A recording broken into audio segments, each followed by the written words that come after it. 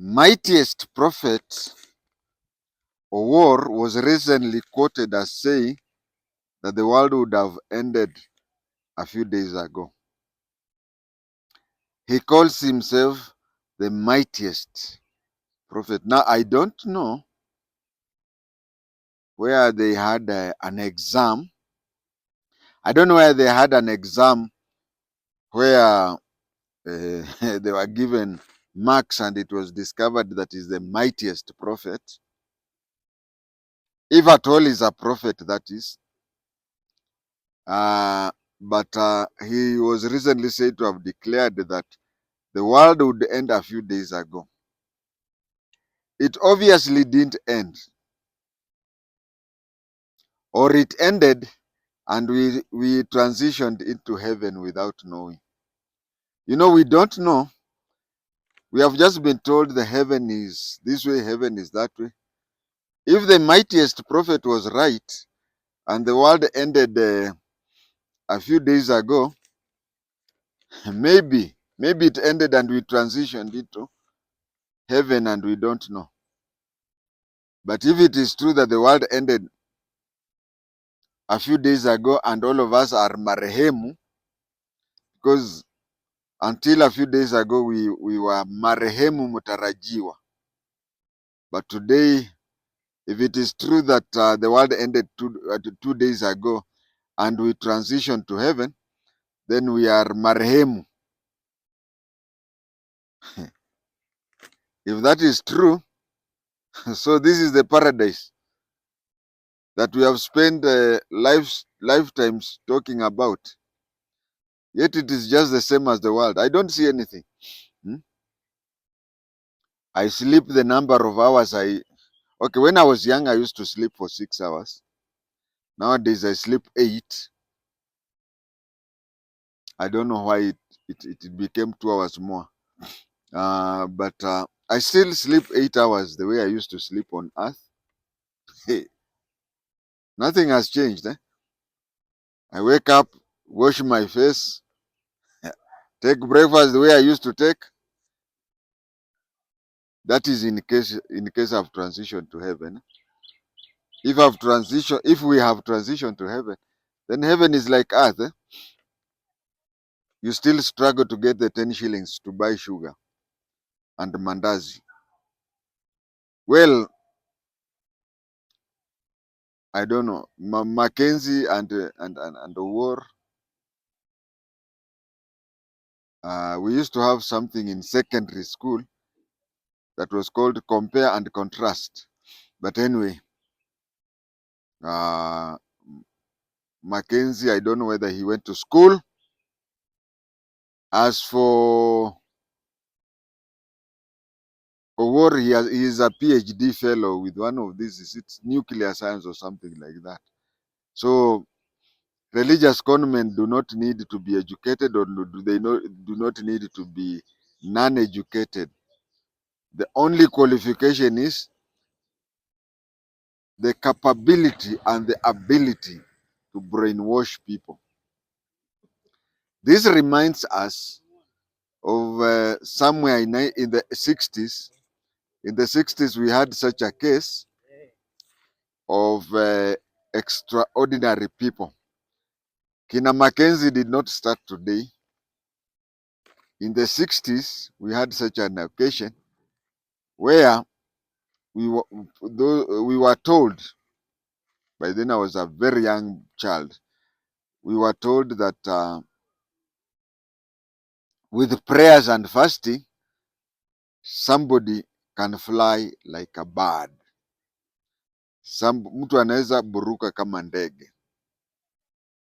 That is the topic for today. Today, we are going to remind ourselves on that incident where a Kenyan was to fly. That is the story for today. In the late 60s, a Kenyan man was convinced that with enough faith, and that is why it is, that is the trick. You are told with enough faith anything can happen. So he was told that with enough faith and some banana leaves, he would fly like a bird. This happened around Mount ELGON area. And the Owor, or is it Mackenzie of that time, was none other than Elijah Masinde Ohwa Nameme. Ohwa, as you see it from my name, is equivalent to the Masai Ole and the Kalenjin Arab. I don't know whether Kip also means that. So my name, I can call myself Ole Tenges, like a journalist. There's a journalist called Ole Tenges. I can call myself Arab Tenge. I can call myself Kip Tenge. In Arab, they call Ibn, bin Tenge or something like that.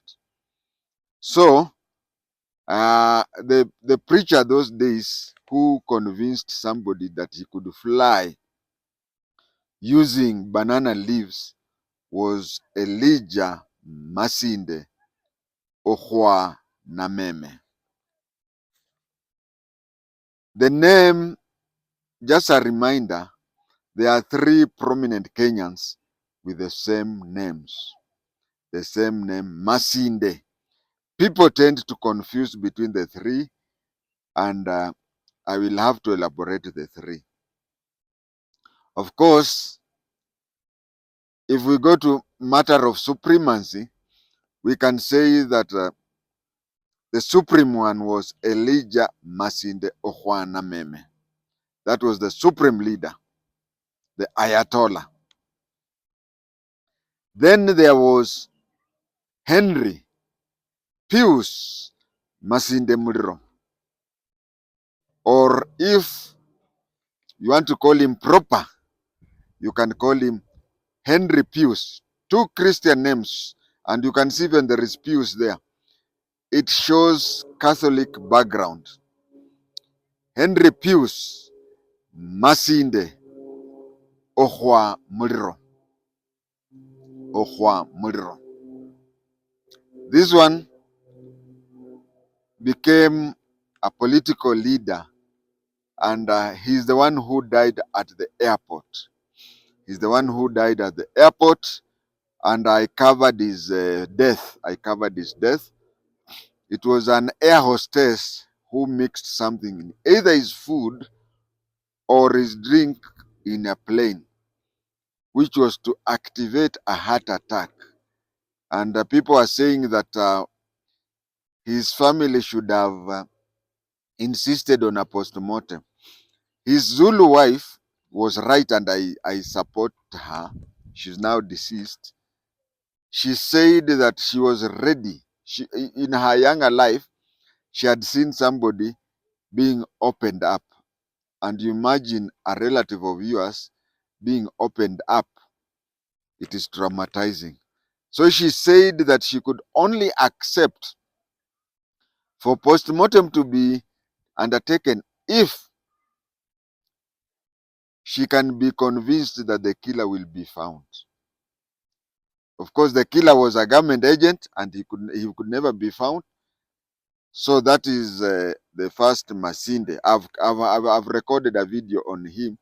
If you scroll down, you'll find I've talked about him. The second Masinde, before we go, this is the second Masinde, Henry Pius Masinde Muliro. It is alleged. I use the word alleged because in things to do with politics and things to do with the religion, people tend to talk about things that are not there. Magical things. For example, we have Jamaicans who claim that on the day Haile Selassie paid a state visit to Kingston, Jamaica. When he waved, they looked at his hand and they saw gasping holes with blood. They were trying to say that Haile Selassie was Jesus, and the holes in his hand were the nails that he had been nailed on the cross. So if you go to Jamaica today, they believe that Haile Selassie had a hole in his hand to show that he is the Jesus incarnated. So when it comes to politics and religion, and both such politics and religion, be careful to be told of things that you may never believe. Do you do you know the name Agwambo? Yeah, Agwambo can tell you anything. And when you start doubting that science is wrong, some people believe that when science and Agwambo disagree, then disregard Agwambo. So it is alleged that Henry Pius Masinde Okwamuro was born. The other Masinde, Elijah Masinde Okwanameme, was passing by. And as per the traditions,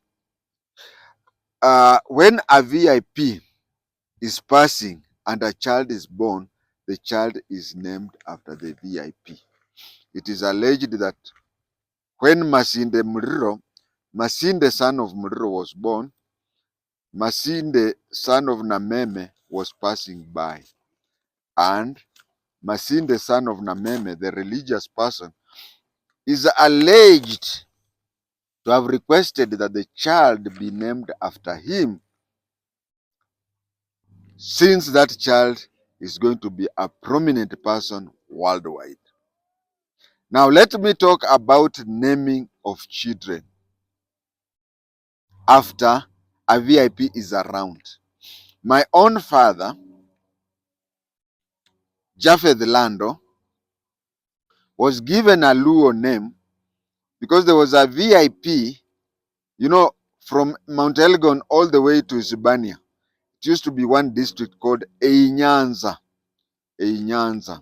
And the most senior civil servant, the most senior African civil servant during that time when my father was born, was somebody called Orlando.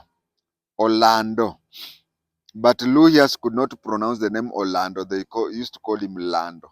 So when Lando came visiting, that is when my father was born. And one of the reasons why he was named that, one of the two major reasons why he was given the name was that a VIP by the name Lando was visiting, so he was named. It is a tradition. The other reason was my grandmother had given birth to so many kids that she had exhausted the list of relatives she was to name. But today we are talking about my father being named after a VIP visiting. So I'll go to the tradition where they talk about a VIP visiting and a child is born. Remember, by the time Masinde Muriro was born, Elijah Masinde was a prominent religious and traditional leader.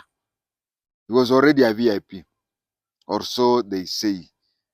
So that is why he was named after a VIP. The VIP was Dini Msambwa man.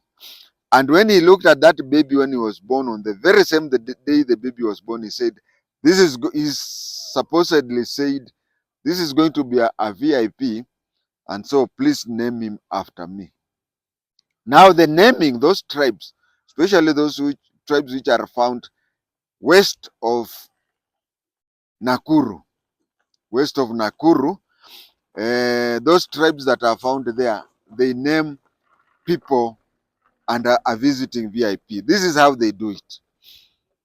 If the gender, usually, and it is hoped that the VIP is of the same gender with the child being born.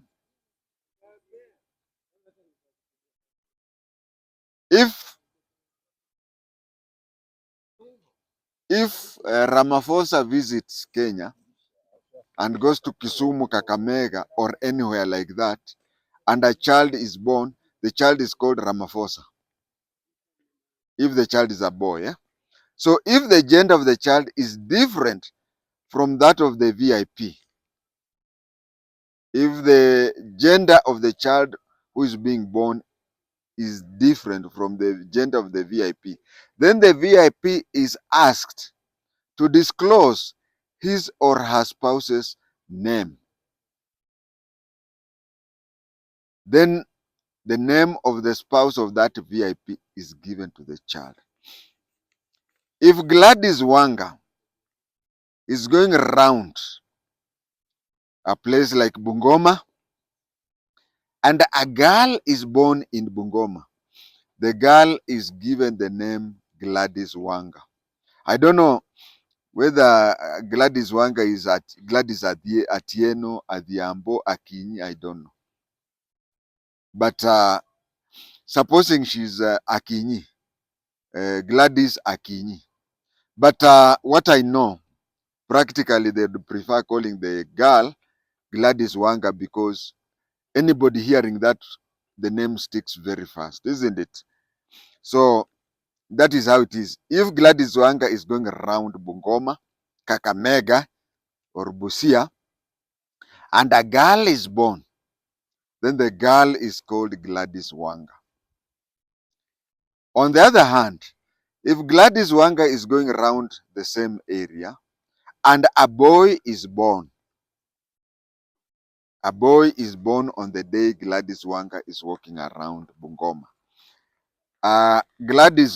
somebody will politely go to Gladys Wanga and ask Gladys Wanga to supply her husband's name. Her husband's name. Let us assume her husband is called George Wanga. Let us assume her husband is called George Wanga. So somebody will go and say, Mheshimiwa Governor, a boy has been born on the day you are. You see, it will be easier for her to understand because even her people have that tradition. But maybe it would be a bit hard for other tribes. But she will be asked to supply the name of her husband, and the boy will be named after her husband. So it will be said, you remember the day Margaret Thatcher came to Kenya? Yeah. A boy was born, and the boy could not be called Margaret, so her husband is, that is how it is. Now, if William Ruto is visiting and a boy is born, if William Ruto is visiting and a boy is born, the boy will be called William Samoe. Or, as I said, they would prefer using a name that is very much known, isn't it? Like they would not call Gladys Wanga. They would not call Gladys Akinyi. They call Gladys Wanga so as to whoever listens to whoever hears the name would easily connect. And if the same William Ruto is visiting such area and a girl is born, then the girl will be named Rachel. By the way, what is the first lady's first name? I don't know. But of course, the president will gladly give the name of the first lady, Rachel. I don't know the other name. And then the child will be given the name of the first lady. Or can I say the child will be given the name of Mrs. Ruto, if it is a girl. But supposing the VIP is single, by single, I don't mean a divorcee. No, neither do I mean a widower or a widow. In African tradition, there used to be no divorce. So if there was no divorce, then there was no divorcee, isn't it? In a case of a widow or a widower, if the widower did, okay, let me talk about Luhya tradition. I don't know about other Western Kenya tradition, but in Luhya, a widow still retains her husband's name. She can remarry, but she'll still be called by the name of her first husband. I have an aunt who was called Rhoda Kwamulanda. Rhoda Kwamulanda. She got married to my senior father called Mulanda. Mulanda died. She was inherited by another senior father called Tondo. Tondo. Yes, so she remarried to Tondo, but even to the time uh, Mulanda died before I was born. Tondo died when I was 2 to 3 years old, but she died recently. She died recently, and even when she was, or the 40 or so years that she was a double widow, people still referred to her as Kwamulanda. Kwamulanda.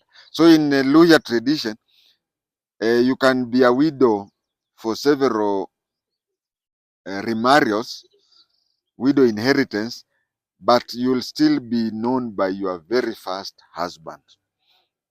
And when it comes to a widower, there was polygamy.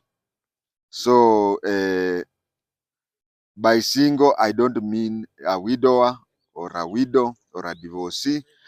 By single, I mean a person who is yet to marry. In this case, which example can I give? A prince from UK is visiting Webuye, the prince or princess.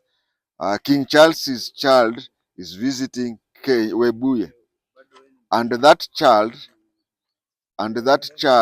was visiting Webuye. A child is born. If the child is if the prince is a boy, and that is why you find if you go to Western Kenya, there are so many Elizabeth there. My own stepmother, the stepmother who brought me up was called Anne. She was named after Princess Anne. It was a year that Queen Elizabeth visited, and a lot of it is the year that Queen Elizabeth, when she was a princess, came to visit Kenya. And you find somebody with a child called Elizabeth. So they decided to name my stepmother the sister to the princess.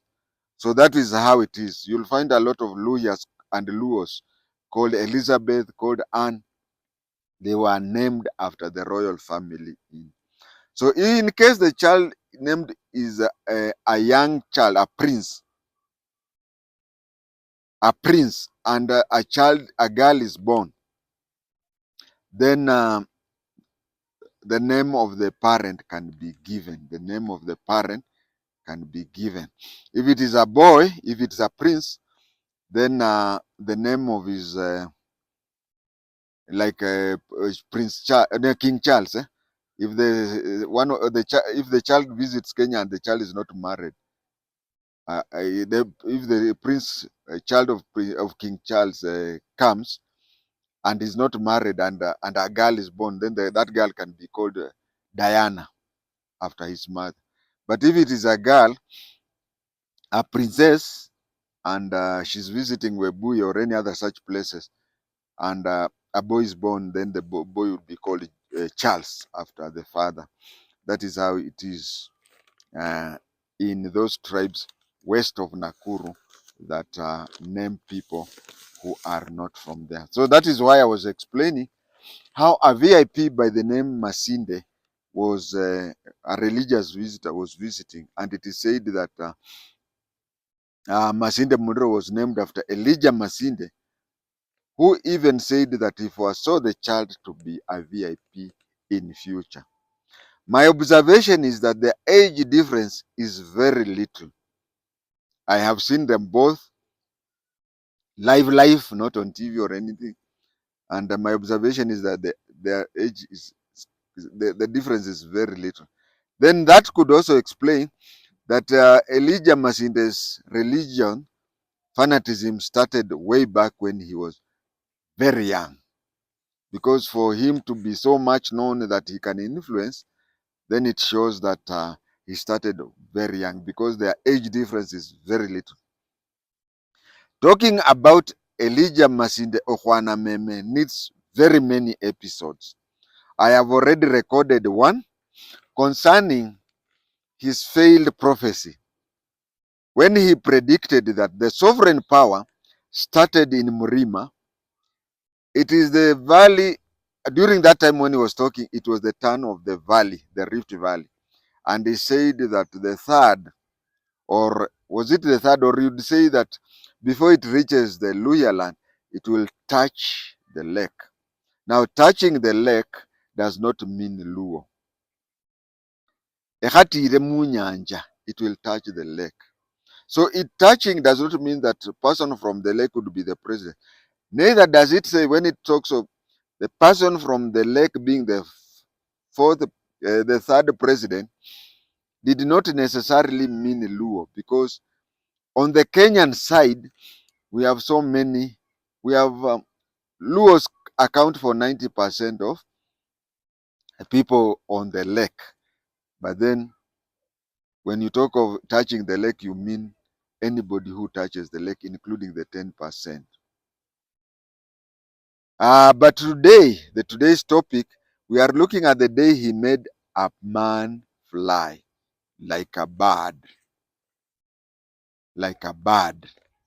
He told people that, just the way people say, if you go to these Pentecostal churches, you'll find them saying that if you believe in God very much, you will get what you want.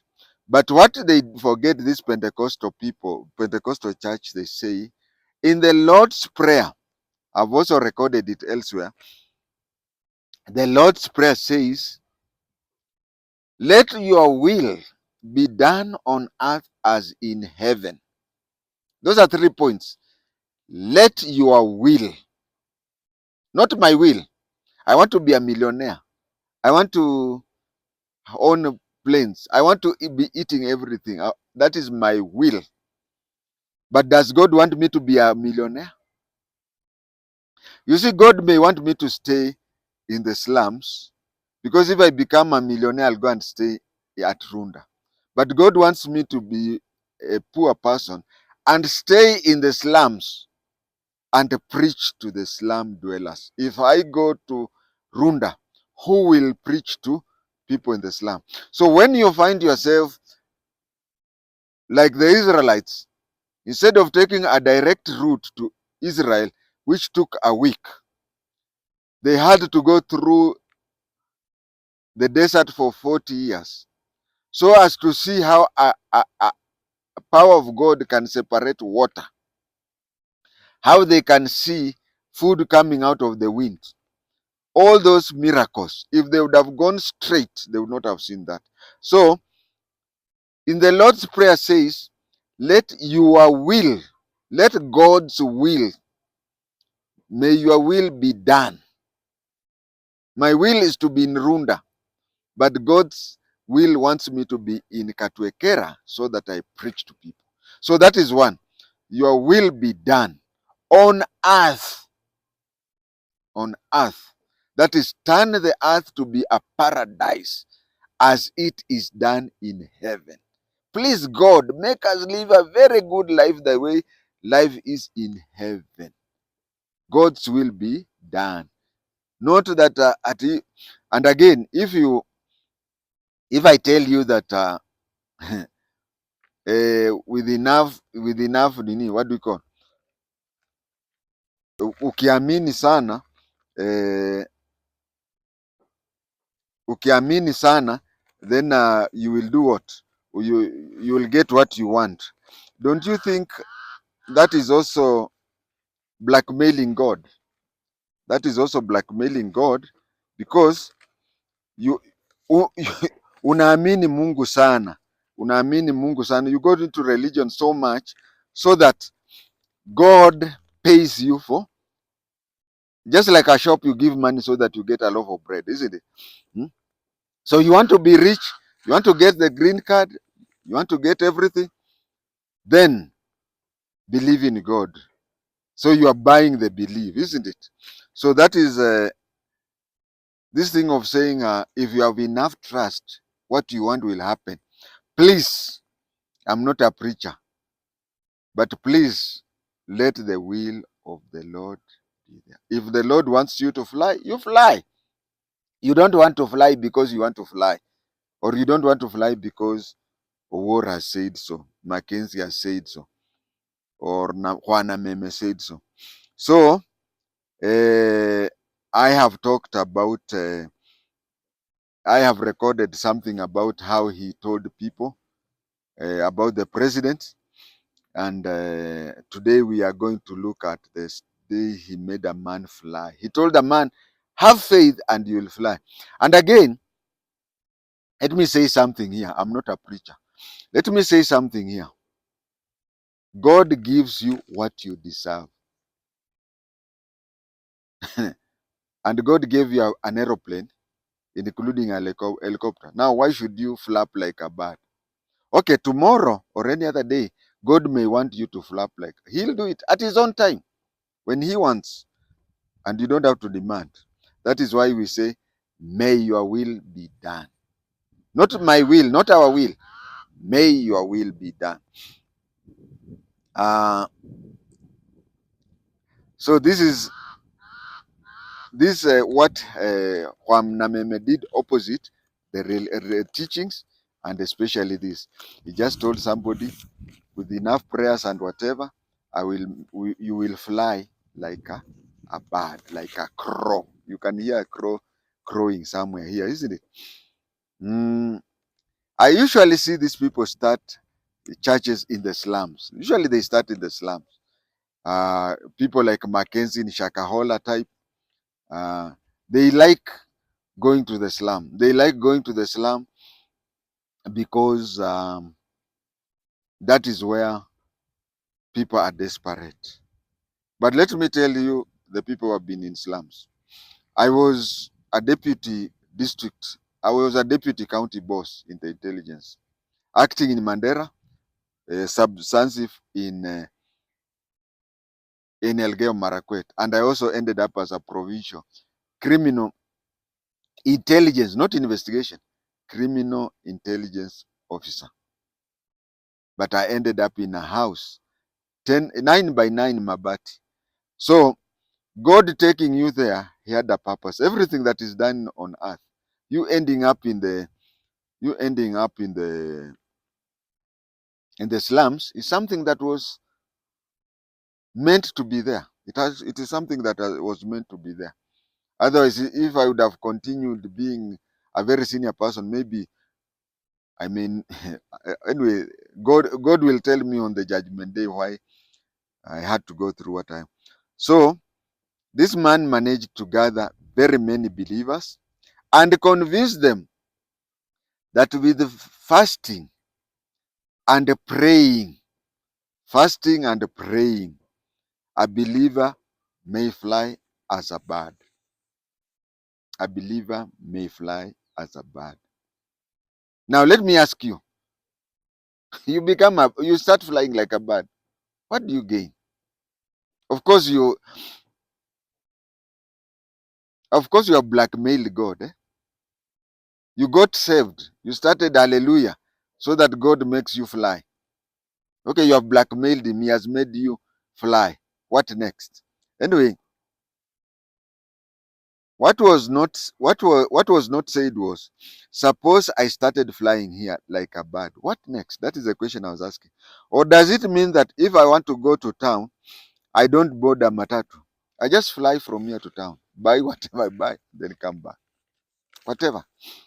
It was decided that flying would be great if they use the tallest tree. If they use the tallest tree. I wish they would have boarded somebody's house. I wish they would have boarded somebody's house because it is not high. But where do we get these tall trees in Western Kenya? The tallest trees are found around Mount Elgon, among other few places like Kaimosi Forest, Kakamega Forest, Malava Forest. But then they settled for Mount Elgon, which has some of the tallest trees. So they went to the Mount Elgon forest and fasted and prayed for a very long time. Remember, when you are fasting,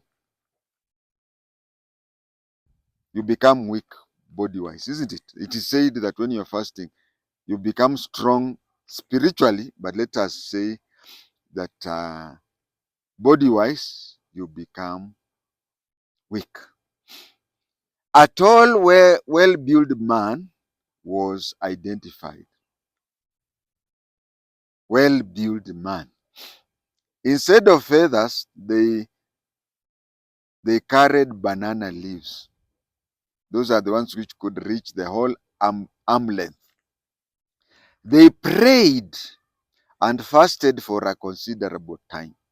On time, I mean a few days, a number of days. They were fasting, they were whatever. And as I said, fasting makes your body weak, doesn't it? They fasted and prayed, and when the appropriate time came, he was asked to climb the tallest tree around. He had been drilled in the same on the set time on how to fly. He was taught he was set on how to do when the time came to fly. After he had reached the highest point, more prayers were said, and he was asked to jump and start flopping his hands, which was supposedly wings, and fly off to wherever he desired. I wish I would have met him to ask him, now suppose you are flying, would you want to go to Kitale or Bungoma? Something like that. That one, I would have really wanted to know from him.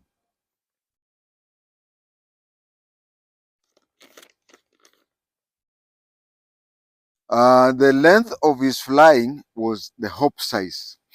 You see, a taller person, me and somebody shorter than me, if we hop, of course, my length will be longer than his or hers.